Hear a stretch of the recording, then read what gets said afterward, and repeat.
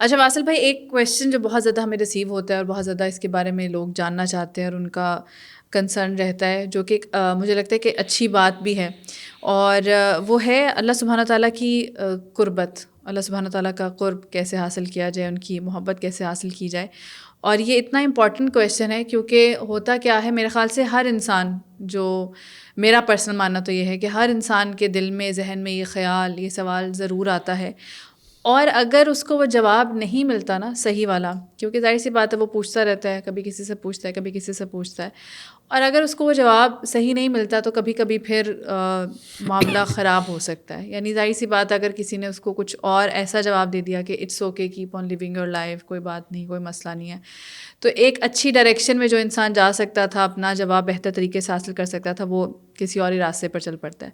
تو انشاءاللہ ہم کوشش کرتے ہیں کہ آپ خاص طور پہ اس چیز کو، اس پوائنٹ کو ہائی لائٹ کریں اور قرآن اور سنت کی روشنی سے ہمیں یہ گائیڈ کریں کہ جو صحیح ایک طریقہ ہے کہ جس انسان کے ذہن میں یہ سوال، یہ خیال آ رہا ہے کہ وہ اللہ سبحانہ تعالیٰ کا قرب کیسے حاصل کرے، تو اسے کیا کرنا چاہیے. اچھا، میرے نزدیک تو صرف ایک ہی چیز ہے کہ جس کے ذریعے سے انسان اللہ تعالیٰ کا قرب حاصل کر سکتا ہے. آپ کہہ سکتے ہیں کہ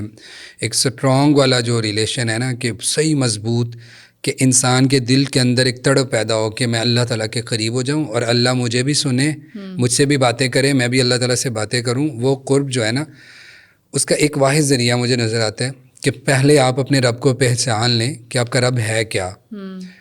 خصوصاً گناہ گار لوگوں کے ساتھ ہی ہوتا ہے، یعنی ہم سب بھی گناہ گار ہیں، لیکن بتانے یہ چاہ رہا ہوں کہ جیسے کچھ لوگ کہتے ہیں نا کہ ہم اتنے گناہ گار ہیں، ہمیں تو نیکیاں کرتے ہوئے بھی شرم آتی ہے، کیا کریں. اگر بنی اسرائیل کے اس شخص کو پتہ ہوتا نا جس نے 100 قتل کیے تھے، اور 99 قتل کرنے کے بعد اگر اس کو پتہ چل جاتا نا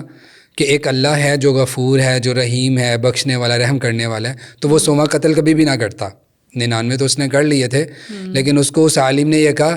کہ تو کبھی معاف نہیں ہوگا. یعنی اس نے اللہ تعالیٰ کی صفت رحمہ اور صفت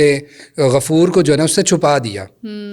لیکن جب اس کو یہ پتہ چلا کہ نہیں اللہ ہے اور اللہ والے بھی ہیں اور اللہ والوں کی بستی کی طرف جانے کا مشورہ دے دیا، تو پھر وہ بھاگتا ہوا گیا اس کی طرف. یعنی اس کو ریئلائز ہو گیا کہ ایک اللہ کی ذات ہے جو معاف کرنے والی ہے، جو رحم کرنے والی ہے، تو وہ بھاگتا ہوا گیا. 100 قتل کیے تھے اس نے، تو اگر اس کو نہ پتا ہوتا تو وہ نہ جاتا. کفل جس نے اپنی پوری زندگی گزار دی گناہوں کے اندر، شراب کباب عورتوں کے چکر میں ساری زندگی وہ رہا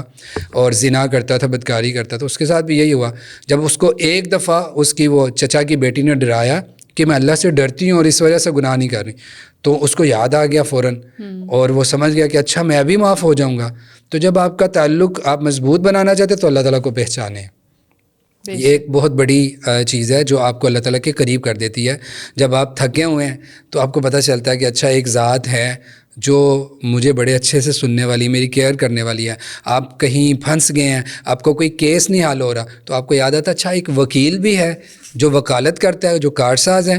آپ کے گناہ بہت زیادہ، تو آپ کو یاد آتا اچھا ایک غفور بھی ہے جو مجھے بخش دے گا. آپ کو رحمت کی ضرورت ہے، تو آپ اپنے ذہن میں کہتے ہیں اچھا یار ایک رحیم بھی ہے جو رحم کرتا ہے. تو آپ نا وہ اپنے ذہن کے اندر پھر اللہ تعالیٰ کی ذات کو بناتے ہیں کہ ہاں یہی ہے ہر جگہ پہ میری مدد کرنے والا.